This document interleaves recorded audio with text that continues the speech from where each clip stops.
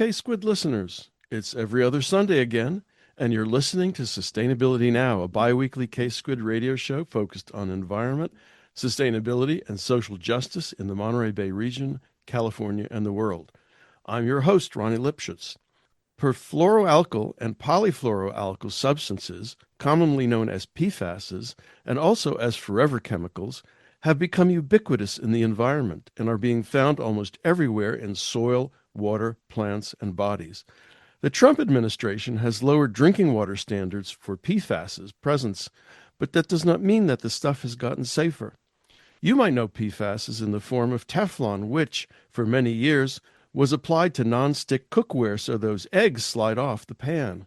But if you overheat that pan, the Teflon might also slide off. PFASs slide off of many other things as well. And the environmental and health impacts of PFASs are almost totally unknown, although they're beginning to look pretty bad. My guest today is Dr. Faith Kibuye, a water resources extension specialist in the Department of Ecosystem Science and Management and the Institute of Energy and the Environment at the Pennsylvania State University. Kibuye specializes in environmental engineering, focusing on water quality, aquatic chemistry, cyanobacterial blooms, and contaminants like pharmaceuticals and PFASs, and their fate, transport, and transformation as they pass through the environment. Dr. Faith Kibuye, welcome to Sustainability Now. Thank you for having me, Ronnie. It's a pleasure. Why don't we begin by having you give us a little bit of your history, your background, how you got started in water quality and aquatic chemistry, and then in PFASs. Uh, Absolutely. So my undergraduate was in environmental health science, which I got from Benedict College, which is a small HBCU in Columbia, South Carolina. Um, as I was doing my undergraduate degree, I had a wonderful opportunity from one of the advisors I had to do some research in the lab. And at the time, the focus was on understanding how some biomass materials or just things that are considered waste in the environment, like pine cones, could be transformed into powders or biochar, which is just that material that is burned at a high degree, and then mhm. using that powder to see how well it performs to remove heavy metals from water. And so that got me very interested into the realm of scientific evaluation of water quality, water chemistry, and also research because it was my first gateway into the whole field. So that's how I got into this. When I graduated, I was interested to stay in the field. So I pursued graduate degree opportunities, which landed me at Penn State University. And that's where I got my PhD in biorenewable systems in. And my degree, while it was not directly linked to water resources, it was very environmental focused. And my research at that time was very specific to another group of emerging contaminants, which is what I could categorize PFAS as. But at the time, I was focusing on pharmaceuticals and personal care products and understanding how they move in the environment, their risk to human health and aquatic life, and how they removed during treatment processes like wastewater treatment and also drinking water treatment. So after graduating, I left Penn State and came back sometime in 2023. And when I came back in this role as an extension specialist, there was a gap and also a need when it comes to PFAS. And there were already some existing research going on campus about PFAS. So I got involved in some of them naturally, since they were also contaminants of emerging concern. And that's how I was looped in and stayed in the field, I guess. Well, what are PFASs? Okay, what's their chemistry? Who invented them, and how have they been used? So PFAS, it's an acronym that stands for par and polyfluoroalkyl substances. So it's not just one chemical, it's a group of chemicals that right now can be argued can contain up to tens of thousands of chemicals that can be characterized as PFAS. So they have a unique chemistry, and that is that if we think of like a methane, so let me take people back to high school chemistry. a little bit. So if you think of a methane where we have a methane molecule where we have a carbon atom that is then bonded to another carbon, but eventually these carbon atoms are bonded to hydrogen atoms. So with PFAS, it has the same chemical backbone where we have carbon atoms in it, but instead of hydrogens, these hydrogens are replaced with fluorine. In some cases, depending on the PFAS chemical, it might be all of the hydrogens that would be present in that carbon chain are replaced with fluorine, or in some cases, some of the hydrogen atoms are replaced with fluorine. So the carbon will be very strongly bonded to the fluorine, forming a very stable molecule. But apart from that carbon chain, which is commonly referred to as the tail of the chemical, there is also the head of the chemical that is attached to the chain. So the entire PFAS molecule will be consisting of a long chain of carbon atoms bonded to fluorine atoms, but then attached to another head that essentially gives this chemical some unique properties. That is, in a nutshell, what the chemistry would be described as. But what renders them very unique in a sense is that they have that carbon fluorine link, and also the chemical head gives these properties such as the ability for that chemical to be resistant to oil, it can be resistant to water, but then it's also very stable because it's strong, the strong bonds between the carbon and fluorine atoms. So this is why I guess they are very commonly used in the environment, and they've been used since the 1940s, give or take. I don't think I would say somebody invented PFAS, but I can comment that it was invented. I think it came to be as a result of some research and development initiatives around that time with companies like 3M and DuPont.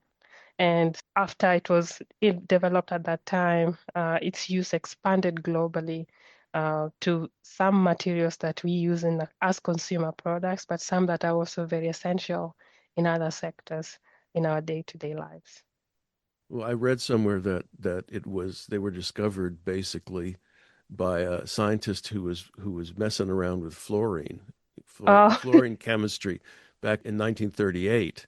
It's sort of fascinating to think about mhm. how these things then spread into the world. In the introduction, I mentioned Teflon Yeah. as one form, which makes eggs slide easily off the pan, but then the Teflon can also slide off the pan if the temperature is too high. You said there are other uses, applications. Can you give us some examples? How widely used are they? Yeah. So I get that question a lot, but I like Sure. to I like to remind people to think about some of the niceties or the luxuries that we enjoy on our day-to-day life from a variety of products. So if I go to buy a product that I want to wear so that I can go collect samples in the field so I don't get rained on, I'm going to find something that is waterproof, right? And in some cases, others might look for home products that are either stain proof or waterproof, depending on some of the uses they are seeking from those products. And then you mentioned that non-stick, so that non-stick property. So these are just, if you think of these properties and then expand a little bit, in what other area would you like to see those properties? Mm-hmm. Then it's very likely that in those areas that some PFAS aspect was involved to create that beloved property that we are seeking Uh-huh. from some of these products. So some of these are in our consumer products that we use on a day-to-day. But if we think beyond that, there are in some industries that they are also very essential. So if we think, for example, in electromagnetic industry, we might need things that are thermally stable, that don't break down uh, at high temperatures. And in some cases, we want things that might not be impacted with water in some cases. So the use of PFAS is very widespread, and it's owing to just those unique properties that those chemicals have. And it's a challenge to list all ways that we might be using PFAS, but they can be available even in some cases in building and industries, maybe some paint that some people might use for painting. If you think of some, for example, shipping, you might want some boxes or some cases that are waterproof or what's the word for takeout containers? Repellent. Oh, R- yeah, yeah. Yeah, repellent. So Containers. something Yeah. to repel the oil Right. even Right. in some And material or coatings. it's the stability, right? I mean, it's essentially non-reactive, and It's so very stable in the very environment. stable. Okay. But then you have this paradox, right? It's Hmm. everywhere. They're Yeah. everywhere, right? So, Mhm. if they're stable, how come, they're everywhere? Right. So if you think about how stable they are, these properties that we end up seeking them for in different industries, these are the same properties that give them opportunity to last long in the environment when they're released. And so I guess we can talk about now how PFAS can get into the environment Yeah. and a little bit then answer that question why they're still there. Perhaps if we look at opportunities that PFAS chemicals might have, let's look back a little bit to an industrial manufacturing scale, first of all. So during that process of manufacturing, there are opportunities for release, either through wastewater or emissions into Hmm. air. And then when we are using these products that contain PFAS, some of those chemicals can be washed off or just degraded into the environment. We many times you don't use all these products until their life cycle is reached, but if in any case, if whether we use them to that point, we end up needing to dispose of them. So that disposal aspect too, some of these products will end up in landfills. And that's another way that they could be released back into the environment. But an important pathway or source right now is wastewater treatment plants. So they are at the center of it right now, not because they are producing PFAS, but because they're receiving PFAS from everywhere. So they will receive PFAS from industrial discharges. They will receive PFAS from us in our domestic settings where the wastewater coming from our homes that end up going to sewage treatment plants will contain some of this PFAS from what we use. And then eventually also some cases landfill leachate is tapped and then taken back to these wastewater treatment plants to treat. So the wastewater treatment plants are at the center of it because they are pollution control facilities that are very important in our communities right now. And the challenging part is that as much as they're receiving all these chemicals, that initial design of these facilities was not for removal of PFAS. They were just to break down microorganisms and also biological organic matter in our waste, and then improve that water to a certain degree before discharging it back into the environment. So inadvertently, wastewater that leaves the wastewater treatment plants can contain a mixture of PFAS, but also the solid part, which is known as sludge. So the sludge is just the solid aspect after that is generated during wastewater treatment. So some of the PFAS can also stick to the solids and end up being reused after treatment in form of biosolids. And so they are kind of in the middle of it all here, but I read recently that Mhm. the was it the EPA had encouraged, or the USDA had encouraged use of sludge on farmers' fields, and those are now can't be used because of the contamination.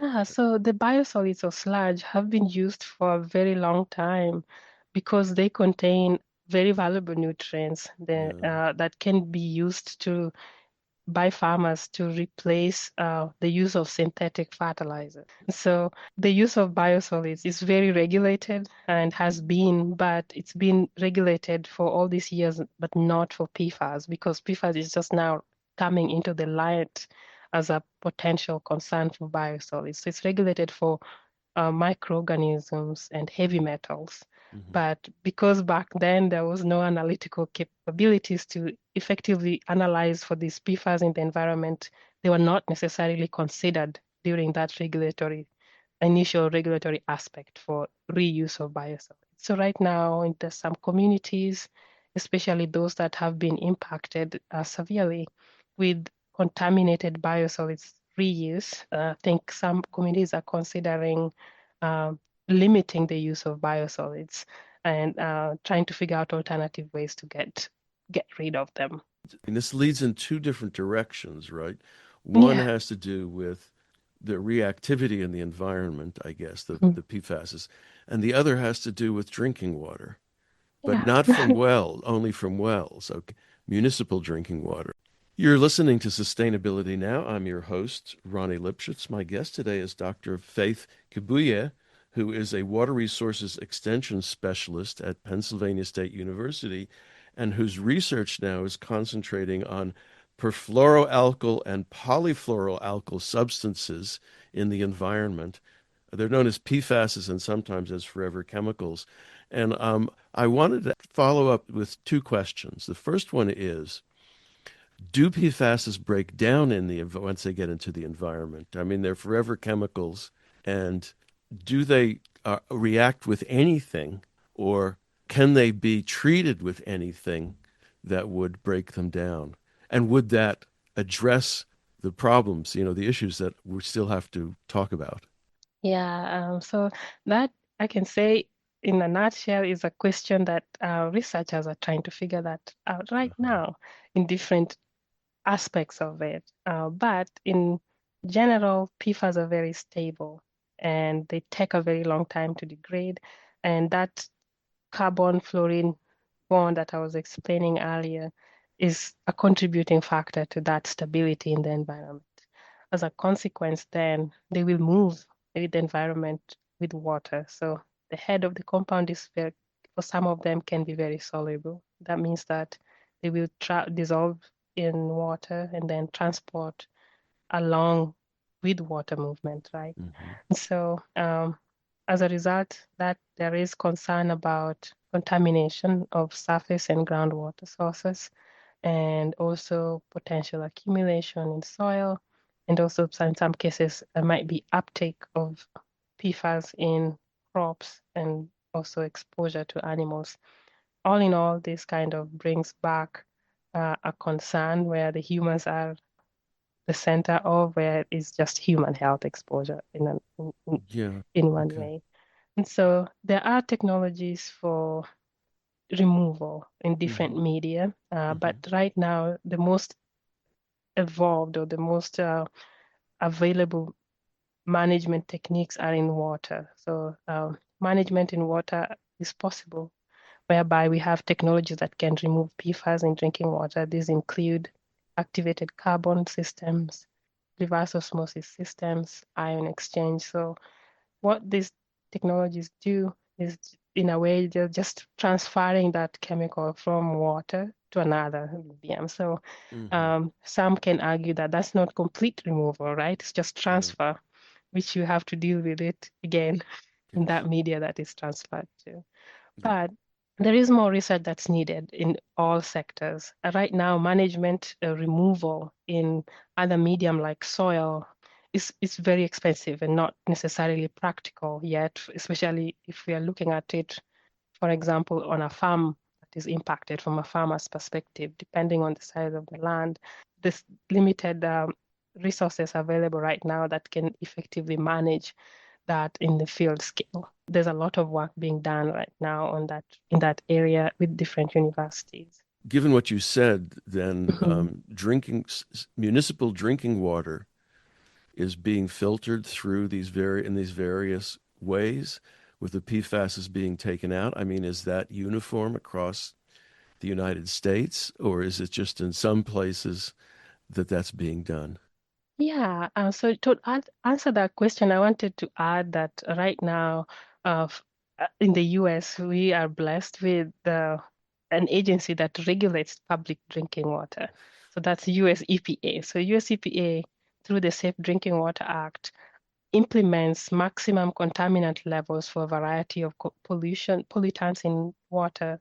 And that means that public water systems are required by law to make sure that they're meeting those standards. Hmm. And so the US EPA passed drinking water standards for PFAS around 2024, and utilities that provide water to public have until 2031 to ensure that they are going to meet those maximum contaminant levels. What levels are we talking about here? So, for example, PFOA is one of those PFAS, and PFOS is another one that are being regulated at 4 nanograms per liter. So it's very, very Wow, small.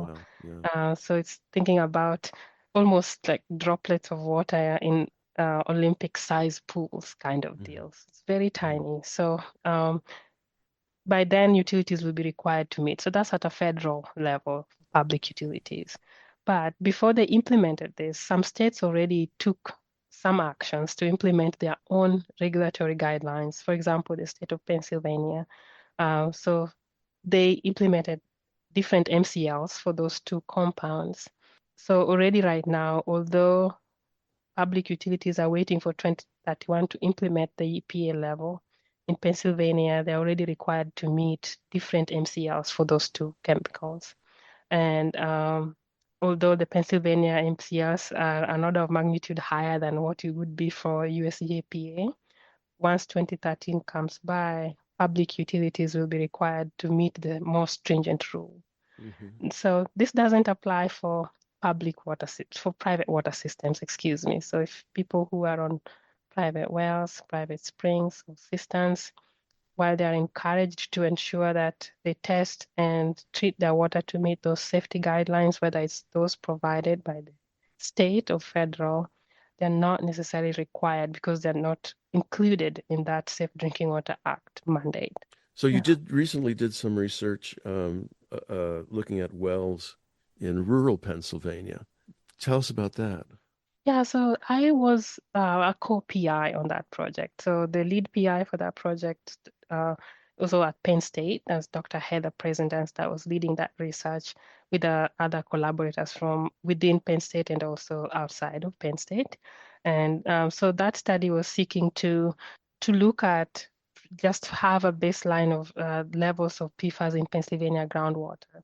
So because the private wells are not regulated, they're often excluded from monitoring initiatives, especially since they only provide one household at a time. They're not providing to millions of people as some utilities might. So there was a gap in understanding overall exposure to people in private water systems. So that study was just trying to survey private water users and measure their PFAS levels and try to see if there were some hotspots within some communities that might warrant targeted extension programming to teach people about PFAS and how to manage their risk of exposure. And so that study has since been published, and I could share a link for it to attach to the program in case some listeners might be interested in reading more about it. I actually linked to it in the blurb for the show. So Awesome. okay. But what did you find? Also, in general, we were finding that PFAS was detected. So I think they were detected in at least 65% of the wells had at least one PFAS present. But what we were finding when we were comparing with the drinking water standards, majority of them were meeting that standard. So it seems like Hmm. the population that we were sampling from in that study, most people were within the safety thresholds that were set at the time. Um, and then the student was that did most of this work also did some GIS analysis and found that in general, occurrence was linked to surrounding land use, such that in some cases, developed land uses uh, tended to have, in general, slightly higher detection of PFAS or higher detection frequencies. And this is just perhaps because they might be developed land uses might be linked to more PFAS sources within that region. When you say developed, you mean you're not are you talking about farming or are you talking about more industrial and urban So yeah, that's a development? good question. As a good point to clarify. So land use could be if we think about forested land use and developed could be urban areas, for instance, where we Hmm. might have more industrial uses, perhaps more landfills in some Hmm. cases, but it could also be some select land uses nearby, like airports or military bases nearby. Mm-hmm. Mm-hmm. Mhm. Mm-hmm. So going back to the groundwater issue, the groundwater recharge comes from rain and I guess from flowing flowing streams and rivers and the like. Mhm. Is there PFAS in rain at this point? Yeah, so some researchers have found that atmospheric deposition is a pathway for PFAS. So atmospheric deposition is another way of saying that sometimes it might be that in some regions, PFAS might be emitted to the air. So you might have dust particles that perhaps contain Uh-huh. PFAS. And so when it rains, some of those PFAS could be again further deposited in a region. And Mm-hmm. so, and that can also translate to the fact that in some areas, depending on what's going on, inhalation can be another human exposure pathway apart from ingestion of water and food. Well, okay. Why don't we go on? I'm sure there are many other things that, with respect to the pathways in the environment we Mhm. could talk about. Let's talk about the health impacts. Okay. Now, I mean, these things have been in use since 1950. This is kind of like similar to the microplastic issue, right? That the massive increase in all of these chemicals started in the 1950s, basically after World War II. Began with World War II, but really took off in terms of consumer products after the war, World War II.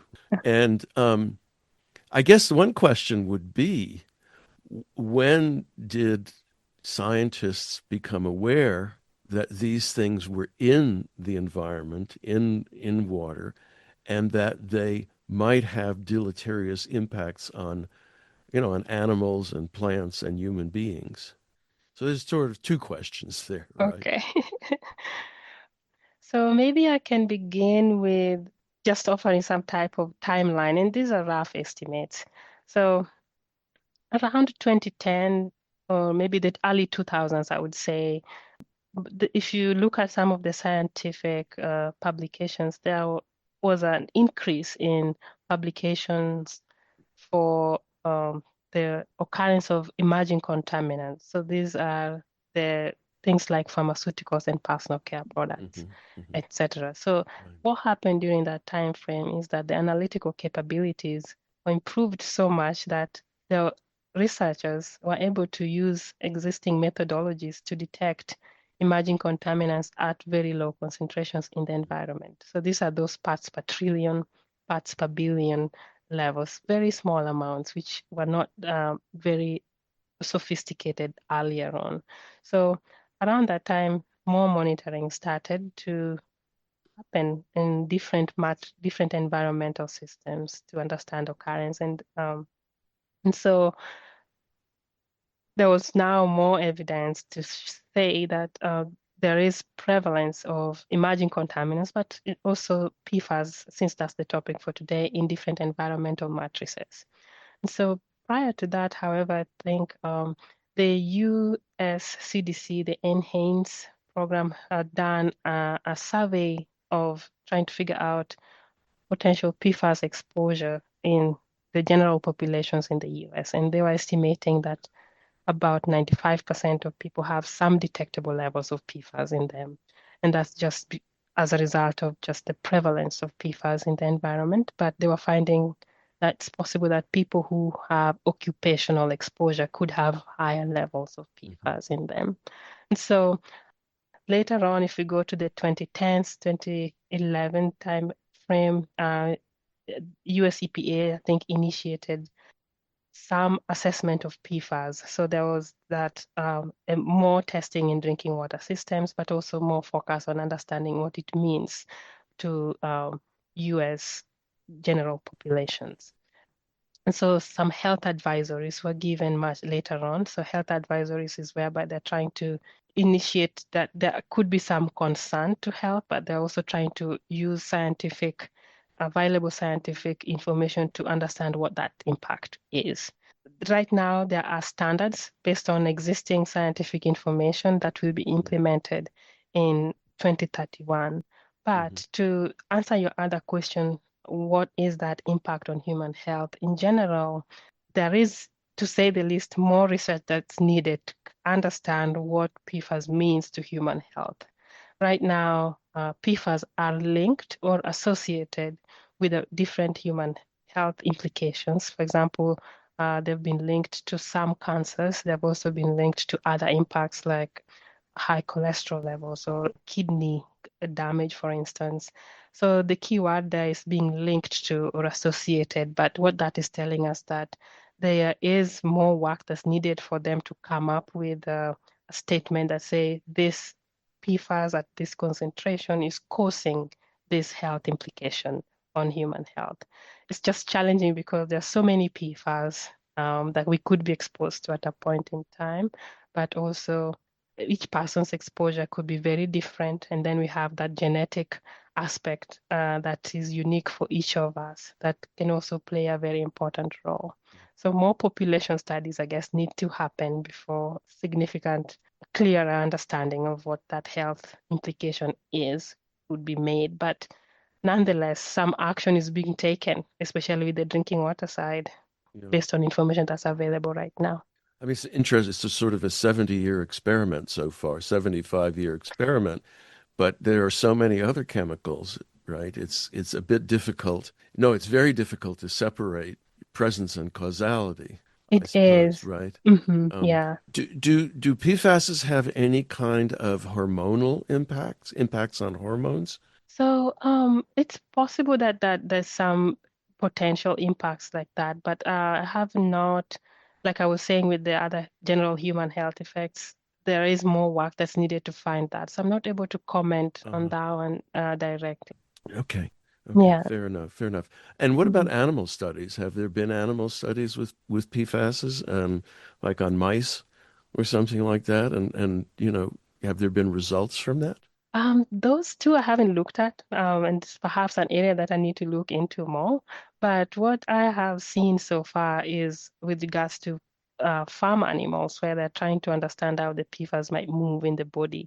So there's some studies that have been done trying to see if animals on the farm exposed to perhaps contaminated drinking water or contaminated food, and they were finding that indeed there were absorption, there was increased PFAS levels within the animal.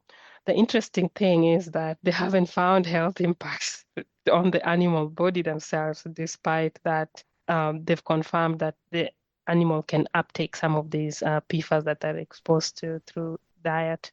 But the other neat thing that I think I've, at least to me, was the fact that some research was showing that if the source of PFAS is eliminated for the animal, then the animal can slowly start ridding themselves of the PFAS within their body. Mm, So it's a long process and varies from one animal to the next, but at least there's some hope in the horizon for that.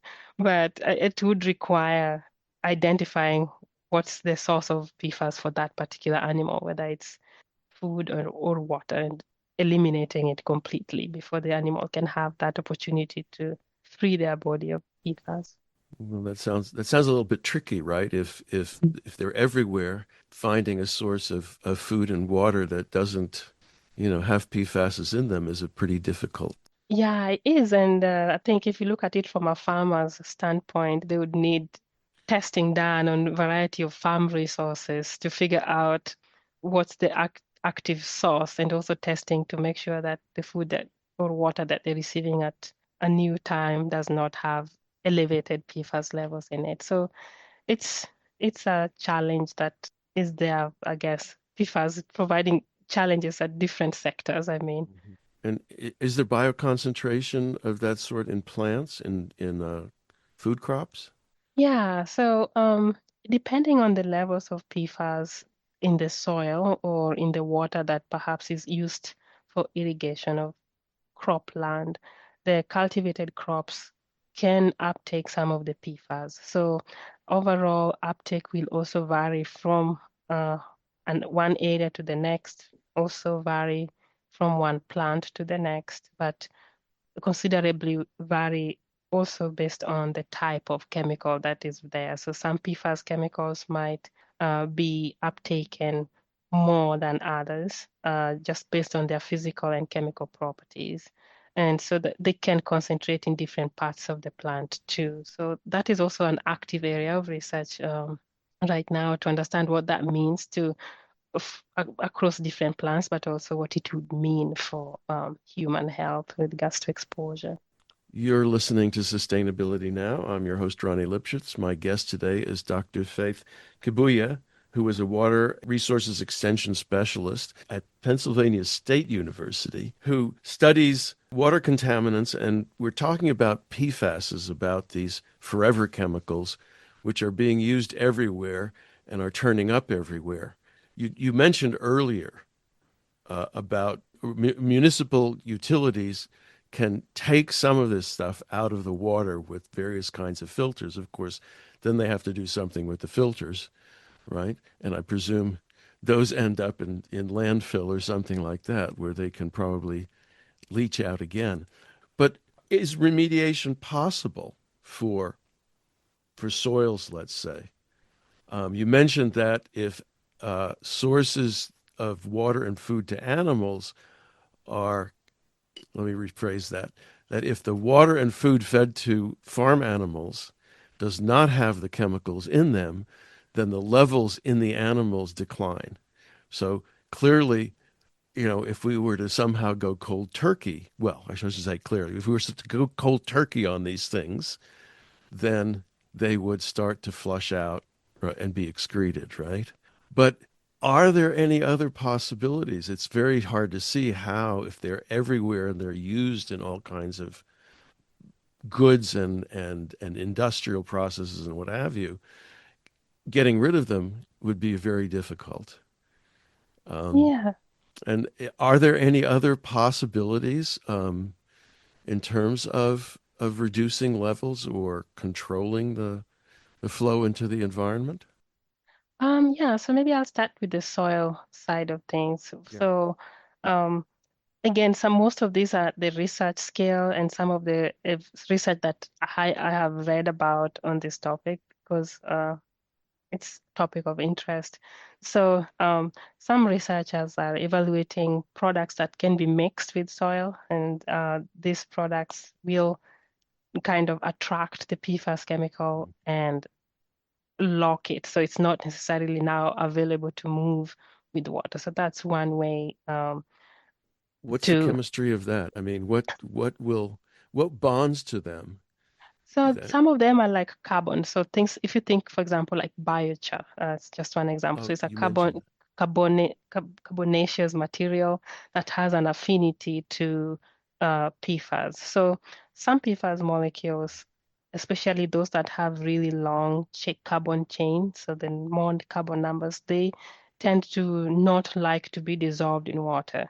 And so that means that the opposite would be true. So they are more likely to be attracted to the soil or things that have high organic carbon content. So Mhm. some of those are products like biochar or carbonaceous materials that in some cases are being experimented with to see how well they might work at field scale. So some of them are working in small scale plot experiments, but then they're not trying to figure out how it might work at a field evaluation and what it means to um, being mixed with the soil to trap some of the PFAS. So the challenge with that is that the total PFAS in the soil might not necessarily reduce. So they might still be there, but at least they are not being actively available to be transported with water into the environment. The other thing that is being researched I'll is tell you why okay. I'm curious about this. Yeah.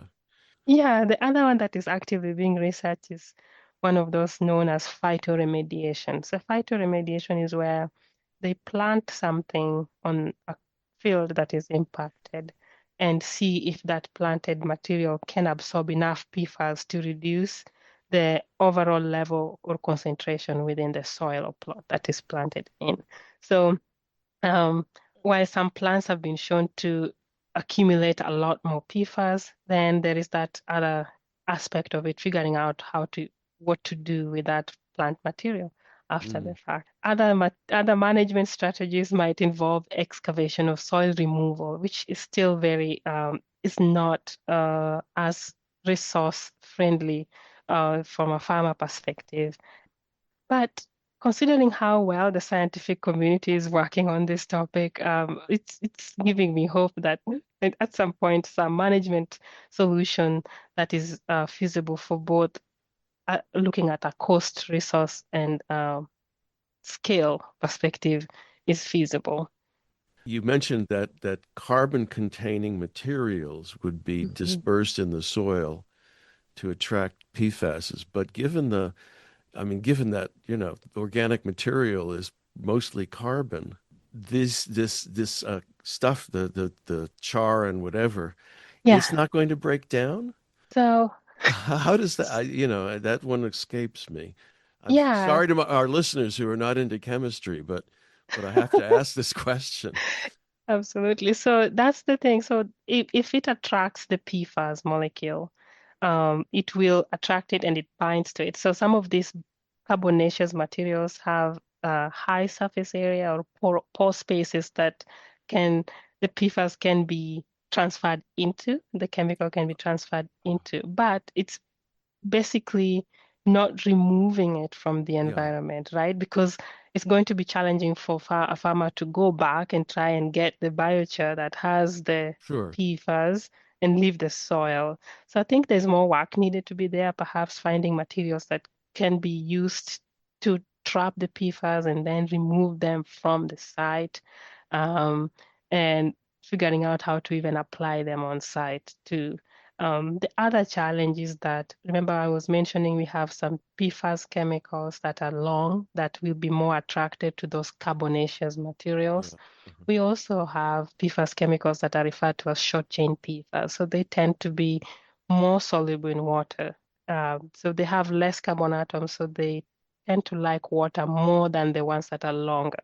So those might not be well removed as the longer chain PFAS that will be absorbed by the biochar. So there's that difference or variability also across types of PFAS. Okay, one more question about this, Yeah. Mhm. and that is that you mentioned some crops uh, preferentially take up PFAS, right? Mhm. Presumably, the PFAS is in the soil from irrigation, right? Because I mean, Mhm. farms as a rule they use wells or they're dependent on water, large Yeah. scale distribution Mhm. systems, as in California. Um, Mhm. so it's not exactly, even if you could accumulate them in plants, you would still have them coming in, I presume, via the water Oh. sources. Uh-huh. It's a kind of an endless. That's an endless chain. That's the worm Ouroboros, right? The snake Yeah. that eats its tail. So I guess, so I wanted to point out perhaps that in some cases, contamination on the farm can originate from um, outside of activities that are done on the farm. So a farm could be close to a facility like a military training facility that perhaps used firefighting foam in the past that had high levels of PFAS. So the farm is just by proximity impacted. And Yeah. so perhaps it's the soil near them or the water that is flowing under the ground or surface water that Mhm. ends up being the source of impact for the farm. So you are trying to ask if we grow crops that are uptaking some of these PFAS, and you're trying to figure your comment was to say that it's not necessarily removing the PFAS, right? If there's a continuous source of PFAS nearby. So that is true. So if the water that is used for irrigation is still high in PFAS, for instance, then any remediation that is being done using crops, for example, might not be successful they had a good candidate that was going to work well, then the other sources might also need to be kind of removed in some sense. But I think the phytoremediation might was the focus of perhaps would have been taking up any PFAS that was accumulated in the soil or the soil water air interface, Mhm. for instance. But Yeah, I agree. So if the source was irrigation water that is contaminated, then there would be a need to reduce the overall load going into the farm from those sources if they can manage that. Hmm. So we only have a few minutes left, and I don't know if this is something that you've addressed. What if people are concerned about exposure to these chemicals? Is there anything that they can do to reduce their direct exposure? Um, Yeah. So I think we like to point out that as consumers, we have a lot of power because sometimes we can drive change, if especially if we are informed. So one thing we like to tell people, perhaps look at some of your things that you use. Like a low-hanging fruit might be that non-stick pan that you enjoy using for eggs, for instance. Um, so making some decisions that especially if you know of them. So think picking products that are not marketed as nonstick. So for example, stainless steel or cast iron stuff mhm, might not have that coating that is PFAS considered to be PTFE. Um, and then right now, I think some products have that starting to advertise and say this is PFAS free or mhm, PFOA free. And mhm. so trying to just to be cognizant of your purchases and looking for brands that might not. Sorry, go ahead. Yeah, is clothing a major pathway to of So exposure? Because you it, mentioned repellent yeah, materials and stain resistant. it can be, especially if the coating that is providing that property is particularly from PFAS products. And so there are also some brands, and I'm forgetting the names right now, It's that okay. might be they are switching to non-PFAS coatings to provide those Hmm. characteristics for repellents that we look for. So um, I think consumers can be drivers in this and can also help drive the change in some of the sectors, in Hmm. my view. Well, as we finish off our conversation, is there anything else that we might not have addressed that you'd like to tell us about? I'm sure there's plenty that we didn't address today. It's a very um, uh, large topic of investigation, but I think I oftentimes, when we talk about this topic, especially for people with private water systems, we try to encourage people to do some type of testing if they are concerned about PFAS. So if you are on private water system and you're like, I'm located near a potential PFAS source, then the only way to truly know for sure if you're in an area that you're suspecting to be of PFAS, like potentially impacted, is to test the water. Testing is relatively still expensive right now, unfortunately, but there are laboratories in different areas that can help test, and you can compare your results with standards to see how they are, and if you need to at least treat that water to a certain degree to lower your exposure. Um, and then for people in public water systems, I just want to point out that although you might not be, your water is already treated and you get uh, water from the tap, you might also have be able to find out more from your utility about PFAS. So utilities often send this thing that's called as uh, consumer confidence reports, so it's CCR. So Hmm. these are sent in some cases on an annual basis. They're required to do that, and they will tell you a variety of and how your water is trending over time. And they will also tell you in some cases if they're exceeding the required thresholds. So this might be particularly helpful for people whose states have already implemented some kind of standard, and they can tell you that so we are meeting this standard for PFAS. So it's a way to either just learn what your utility is already doing because they are doing something right already. They're either monitoring to figure out what's their levels and also trying to figure out how to manage this source of water to lower the PFAS levels. Um, And then the other thing I wanted to point out is wastewater utilities or wastewater treatment plants.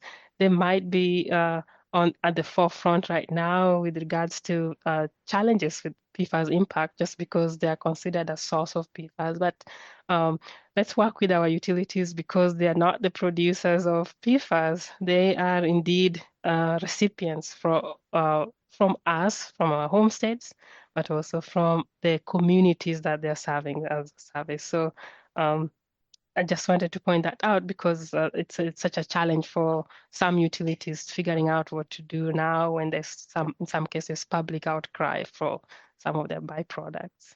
Yeah, Good thing to think about. And absolutely. no. Dr. Faith Kibuye, thank you so much for being my guest on Sustainability Now. Yeah, thank you for having me. I've enjoyed talking with you on this relatively challenging topic, but I welcome your readers to explore more about PFAS from their extension resources or just scientific studies that are being published right now to stay informed on the topic. You've been listening to a Sustainability Now interview with Dr. Faith Kibuye about perfluoroalkyl and polyfluoroalkyl substances, commonly known as PFASs, as well as forever chemicals, which have become ubiquitous in the environment and are being found almost everywhere in soil, water, plants, and bodies. Faith Kibuye is a water resources extension specialist in the Department of Ecosystem Science and Management and the Institute of Energy and the Environment at the Pennsylvania State University. If you'd like to listen to previous shows, you can find them at ksquid.org/sustainabilitynow and Spotify, YouTube, and Pocket Casts, among other podcast sites. So thanks for listening, and thanks to all the staff and volunteers who make KSQD your community radio station and keep it going. And so until next every other Sunday, Sustainability Now.